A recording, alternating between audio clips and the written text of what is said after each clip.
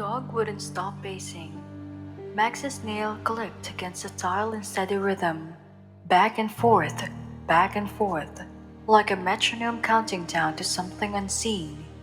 His ears twitched at phantom sounds, his eyes darting to the walls as if they might burst open and reveal the thing he already sensed. Daniel leaned in the doorway, coffee mug halfway to his lips. "What's gotten into you, boy?" But Max didn't look at him, didn't acknowledge the voice that usually drew him instantly. His whole body was coiled, trembling with tension Daniel could almost feel through the air. A low whine escaped the dog's throat, vibrating like a warning no human language could carry. Then, without hesitation, Max lunged. He slammed into Daniel's legs, teeth catching his sleeve and tugging with urgent force, not playful, not begging, demanding. "Max, stop! What are you—" The words got short. On the counter, a glass trembled, just faintly, just enough to disturb the water inside. Rings rippled outward in perfect concentric circles. Daniel's pulse hitched. Max's bark erupted, raw, guttural, carrying something ancient in it. The kind of sound that made every hair on Daniel's body rise. The kind of sound that said run. The glass lid skittered and fell, shattering against the floor. The ceiling light swayed above, creaking on its chain. Daniel's skin turned cold. He knew, without knowing why, that something was coming. Something unstoppable. Max hurled himself against the back door, claws raking, Hal tearing through the kitchen like a siren. Daniel reached for the knob, and then, with a roar that seemed to rise from beneath the earth itself, the ground split open beneath them. Sometimes, the warning comes from the one you almost ignored. Has an animal ever protected you in a way you'll never forget? Share your story below, and subscribe for more incredible rescue stories. 30 minutes earlier, everything was ordinary. Daniel Harper sat hunched at his cluttered desk, laptop glowing faintly in the dim light of the living room. Freelance design barely paid the bills, but it let him work from home, let him stay close to Max. The radio hummed from the kitchen, some classic rock track Daniel half recognized. Beside the window, Max sprawled across his dog bed, one ear twitching when a car rolled past. Their usual routine, comfortable, safe. Daniel rubbed at his eyes and reached for his third cup of coffee. The deadline loomed 6 hours away, and inspiration had abandoned him around noon. "Just need to push through," he muttered. That was when Max stared. The Labrador stood slowly, ears tilting as if catching something distant. His body shifted into stillness so sharp it made the air feel tense. Daniel barely glanced up. "Need to go out, buddy?" Silence. He swiveled in his chair. Max stood in the center of the room, rigid, staring at the east wall as if it had whispered his name. His tail hung low, not wagging, not tucked, waiting. "Max?" Daniel pushed back from the desk. The dog's ear flattened. Then he moved, fast, pressing against Daniel's side, nosing under his arm. Urgent, insistent. All right, walk time." Daniel grabbed the leash, but Max didn't react with his usual tail-wagging glee. Instead, he paced to the door, back again, then whined. A sharp rising sound edged with something Daniel had never heard before: panic.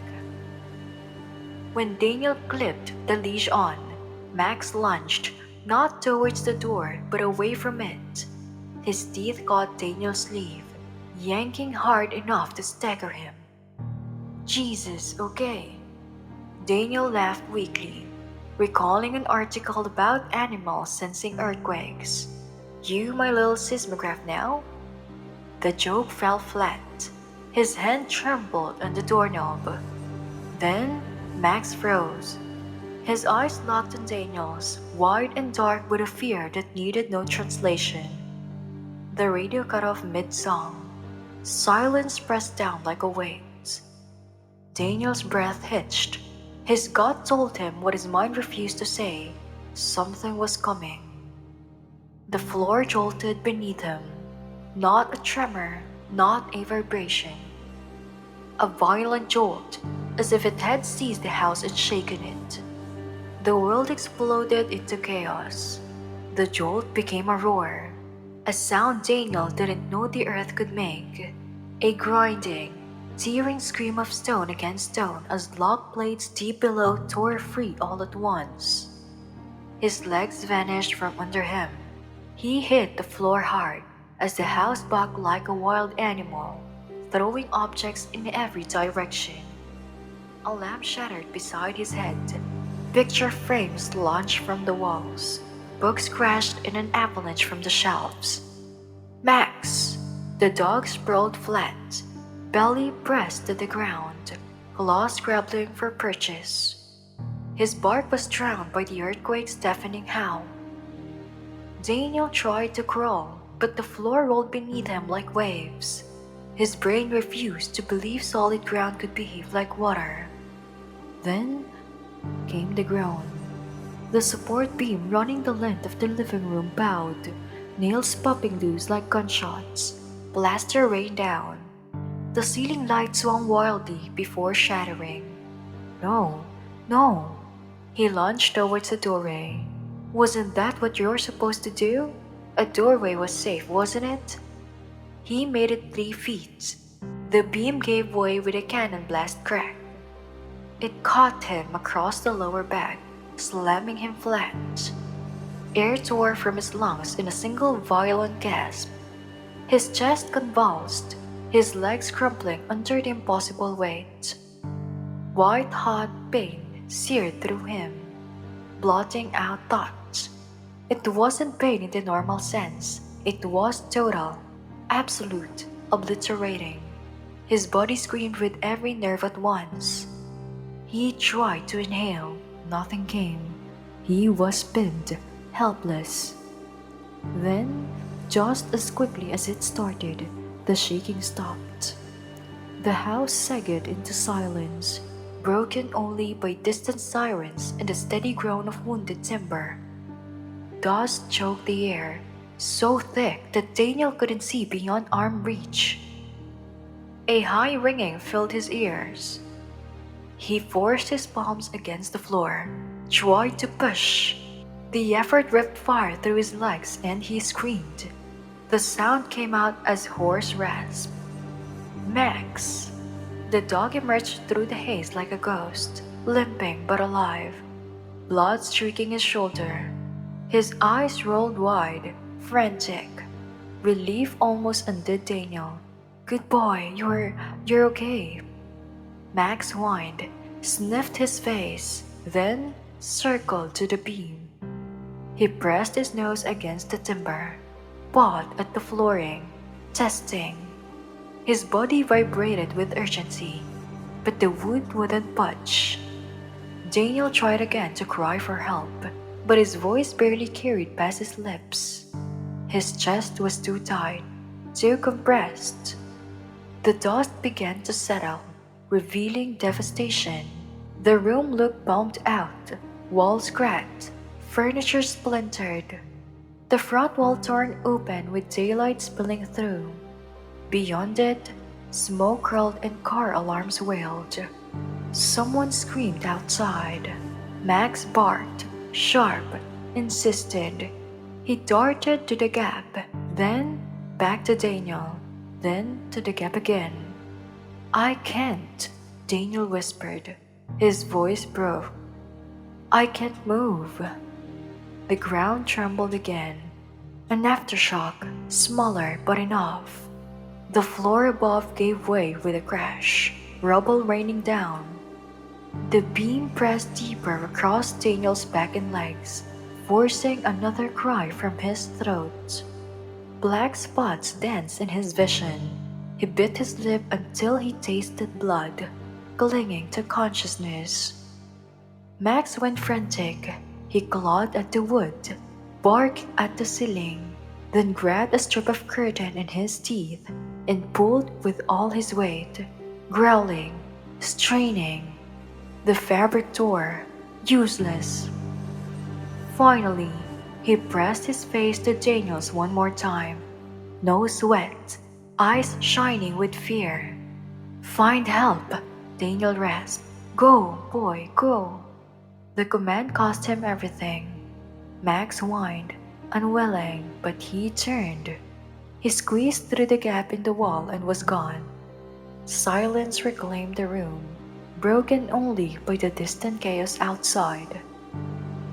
Daniel sagged against the floor, the beam crushing the fight from him inch by inch. His breath came shallow. Each inhale tasted of dust and smoke. He closed his eyes, and memory found him. The shelter, 6 years earlier. A scared skinny dog with matted fur and ribs showing crouched in the corner of a kennel. Daniel had crouched too, peering through the bars. "Yeah?" he'd said softly. "I know how you feel." They'd saved each other that day. Now, Max was out there again, maybe saving him one last time. "Good boy," Daniel whispered to the empty room. His lips barely moved. "Such a good—" His voice faded. The dust settled thicker, and somewhere beyond the ruin, sirens wailed closer. Max ran. His paws hammered broken asphalt, weaving through overturned cars and heaps of rubble that used to be fences, porches, and entire walls. The air still tasted of dust and smoke, every breath sharp and bitter. He didn't stop. His shoulder burned where something sharp had sliced him, but the pain didn't matter. The only thing that mattered was the man pinned under the beam, the man who had once saved him when he was starving, forgotten, waiting for the needle in the shelter cage. Sirens cut through the chaos. Max rounded a corner and froze. Fire trucks, 3 of them, parked before what had been a 2-story colonial, now collapsed into a jagged mound of splintered wood. Firefighters swarmed the wreckage, shouting orders, hauling gear, and digging with steady urgency. Max barked. No one looked. He sprinted towards the nearest firefighter, a woman dragging equipment from the truck. She flinched as he barreled into her legs. "Hey, somebody grab this dog." Max grabbed her sleeve, tugged hard. "Bad dog," she yanked free, turned back to her gear. Max barked louder, darted 3 steps away, stopped, and looked back, bleeding. Ignored. His heart pounded harder. He shoved himself against her again, barking nonstop now, almost howling. He leaped up, paw scraping her pants, begging her to see. "Get this tray under control," he shouted. A captain, weathered face, gray at the temples, strode over. "Keep him back, we don't have time for—" "Wait." A younger firefighter stepped in. His name tag read Morrison. Barely older than a rookie, sweat-streaking suit across his face. "Captain, look at him. He's not just panicking, he's trying to show us something." "It's a dog, Morrison. A dog that's bleeding should be in shock, but instead he's here doing that." Morrison pointed as Max ran a few steps, looked back, barked, and returned. "My grandpa had a search dog. This is how they lead." The captain hesitated, jaw tight. Max pressed his chins. He grabbed Morrison's pant leg, pulled with desperate strength until the firefighter stumbled a step forward. "See? He wants us to follow. The captain's eyes flicked towards the collapsed house. We have confirmed the victims here. I can't abandon a sure rescue for a maybe. Then let me go. Morrison's voice got firm. Just me. 5 minutes. If he's wrong, I come straight back. The captain's jaw worked. The ground trembled with another aftershock. Faint, but enough to remind them all that time was running out. 5 minutes, the captain said. Then you're back, understood? Yes, sir. Morrison crouched, meeting Max's eyes. Alright, buddy, show me. Max didn't wait. He bolted down the street, checking back every few strides. Morrison sprinted after him, boots crunching broken glass, radio clattering at his side. They tore through a neighborhood, shredded into pieces. Houses leaned at impossible angles. Cars sat crushed under fallen trees. A child's bicycle dangled from a down paper line like a cruel joke. Max didn't waver.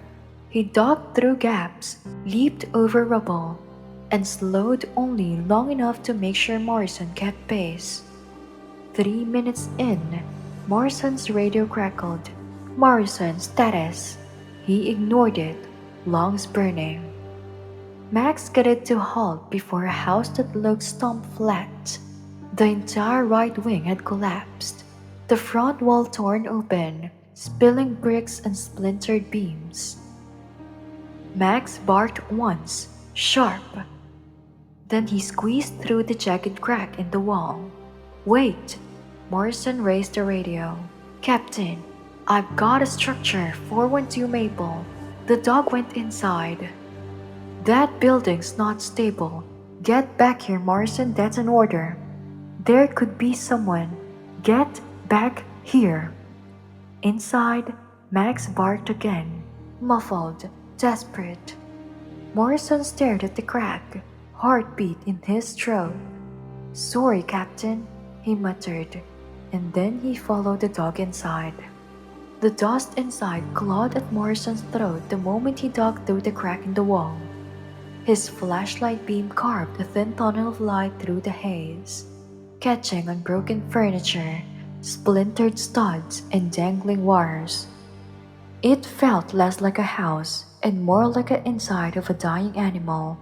Every groan and creak a reminder that the structure was still shifting, still deciding whether to swallow him whole. Fire department, his voice rasped, swallowed by the dust. Anyone here? No answer.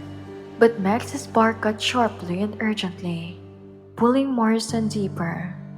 He scrambled over what used to be a coffee table, now crushed flat, his boots sinking into piles of plaster. A section of ceiling was tangled like a trapdoor above him, swaying with each breath of the fractured building. When his foot punched through the floorboards, Morrison caught himself on a beam, heart hammering. Jesus! Max appeared through the fog. His golden coat turned gray with ash. Blood streaked his shoulder. His paws left small red prints across the debris, but it didn't falter. The dog barked once, sharply, then darted towards the far side of the living room. That's when Morrison saw it. A support beam had collapsed across something. Someone. He dropped to his knees, flashlight trembling as he swept it over the wreckage. A hand jutted out from beneath the timber, pale and dust-caked, fingers twitching. Oh God! Morrison grabbed it, felt a pulse, faint but there. Hang on, just hang on. The radio at his shoulder crackled. Morrison reported. He pressed the mic with shaking hands. Captain, I've got a victim, male, trapped under collapse, unconscious but alive. 412 Maple Street.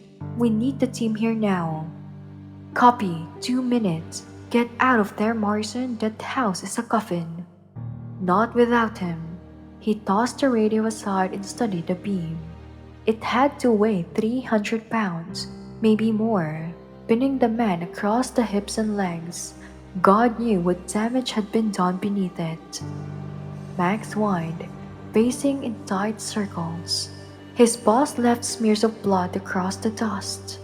I know, buddy, Morrison muttered. We're gonna try. He wedged his hands under the timber and hauled upward. His muscles screamed. The beam shifted an inch, maybe two, enough to make the trapped man groan in pain. His first sound. Hey, hey, you with me? Morrison bent closer. The man's eyes cracked open, pupils unfocused. Max! The word was barely heard. Morrison looked at the dog pressed against the man's shoulder, licking at his face. He's here. He brought me to you. The ghost of a smile flickered. Then, the man's eyes slid shut again. Stay awake. Come on, stay with me. Morrison pulled again, but the beam slipped from his grip and slammed back down. The thud made him flinch. The man let out a muffled cry before going still again. Damn it. Morrison punched the floor, then grabbed the mic again. Captain, victim confirmed alive, hurry. The answer was footsteps, shouting, the crash of tools against debris. Then the team burst inside. 4 firefighters in full gear, the captain right behind them. Move, the captain barked. Hydraulic jacks and airbags were already being deployed. 2 firefighters dropped to the man's side, checking vitals, while another assessed the ceiling, eyes darting to every sagging line. This place is about to come down, the captain warned. We've got 1 shot. Then let's not waste it, Morrison said. They worked in sharp practice silence. The jack was wedged beneath the beam, its steel foot braced against the fractured floor. 1 firefighter opened the valve. The piston extended, groaning as it pressed upward. The beam shifted slowly. Dust rained from the ceiling. The entire house seemed to inhale with them. That's 6 inches, someone said. Go, go, go. 2 firefighters reached under the timber and dragged the man out, careful but fast. He moaned once, blood staining his lips. Then, the earth moved again. The aftershock was bigger than the last. A rolling wave that shook the entire structure. Walls cracked. Something upstairs gave way with a sound like gunshot. Out! Now! The captain bellowed. Morrison didn't think. He threw the man over his shoulders in the fireman's carry, ignoring the scream it drew. The captain scooped Max up under one arm, the dog yelping but not struggling. The rest of the crew grabbed their gear and bolted. The house collapsed behind them. It was like watching a giant exhale, walls folding, roof caving, everything flattening into a mound of splintered wood and pulverized stone. The roar chased them out into the open street, followed by a choking wave of dust. They didn't stop until they were clear. Morrison set the man down on the pavement, lungs burning, arms trembling. Paramedics sprinted over with a stretcher. The man's eyelids fluttered. Through the haze of pain and blood, his gaze found Max. The dog wriggled free of the captain's hold and limped to his side, whining. He pressed his nose against the man's cheek, tail wagging weakly.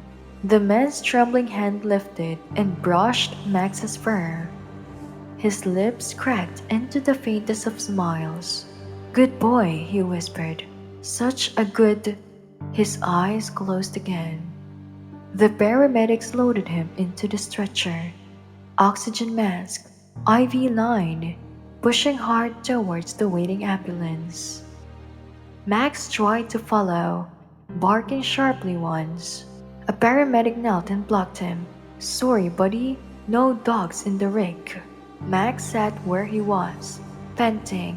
staring at the ambulance like his soul was tied to it. Morrison dropped to a knee beside him, running a hand over the dog's dust-caked fur. He felt every scrape, every patch of dried blood.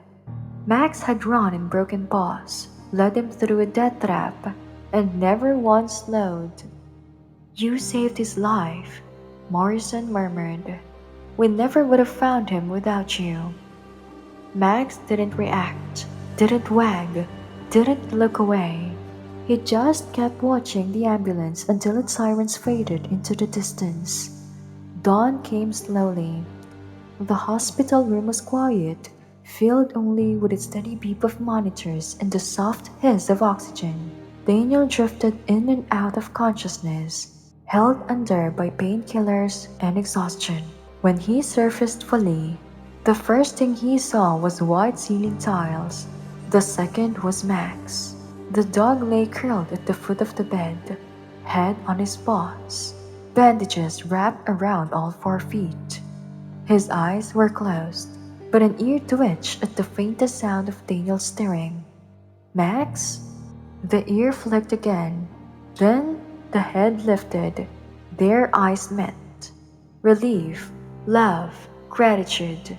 It all crashed into Daniel at once, sharper than the pain in his shattered legs.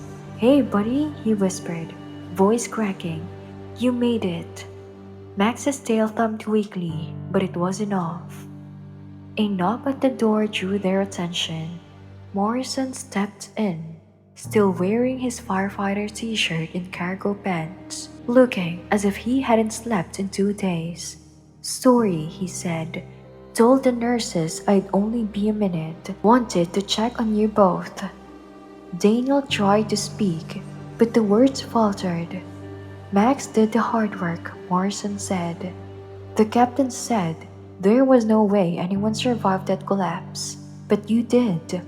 That dog led me through half a mile of rubble to find you. Without him, we wouldn't have made it." Daniel's hand found Max's head. The dog leaned in, trusting. "I pulled him from a shelter 6 years ago," Daniel said quietly. "Starving, scared, someone had abandoned him. I thought I was saving him." Morrison smiled. Guess he disagreed. After Morrison left, Daniel watched Max doze, breathing shallow but steady. The vet had said he'd pushed himself to the absolute limit, bleeding paws, fatigue, pain, and still hadn't stopped. "Hey, Max," Daniel said softly. The dog opened his eyes. "I guess I owe you my life now." Max thumped his tail once, then twice. The weeks that followed were grueling. Daniel's left leg was pinned with titanium screws. His right leg was barely better. Recovery would be long, slow, and uncertain. Max recovered faster, walking without a limp within 2 weeks. Though pale scars marked his paws where he'd clawed through debris to save Daniel. They went home on a Thursday morning. The house was gone, condemned and cleared. A small rental across town was their new beginning. Neighbors emerged, not to welcome Daniel, but to meet Max. Word had spread. Hero dog saves owner from earthquake collapse. The shelter sent flowers. The local news had run a story. Someone even started a GoFundMe to help with vet bills. An elderly woman approached, hand trembling. "Can I pet him?" Daniel nodded. She knelt and ran her hands over Max's head. "Thank you," she whispered. "Thank you for bringing him home." Max sat quietly through the attention, accepting it as naturally as he had accepted everything. Like saving his person wasn't heroic, just necessary. That night, Daniel sat on the floor of the tiny living room. Max curled up in his lap. "You know what gets me?" Daniel murmured. "People call you a hero. You did save me, but it's more than that. You knew. You tried to warn me. And when I ignored it, You came back. You always come back. He pressed his forehead against Max's. I thought I saved you at the shelter. Thought I was the hero, but I was wrong. You've been saving me every day. From loneliness, from giving up, from forgetting love. And when the earth shook, you saved me again. Max thumped his tail, a quiet punctuation. Outside, life carried on. A dog barked in the distance. The sun rose fully now, light spilling into the streets. Daniel closed his eyes. He understood something profound. Survival isn't just luck, timing, or strength. It is love. Love that refuses to leave you behind. Love that digs through rubble with bleeding paws. Love that says, I will find you. I will bring help. I will not let you die alone. When the earth shook, Daniel realized it wasn't instinct that saved him. It was love. And love, he learned, will move heaven and earth or die trying. Everyday heroes are all around us.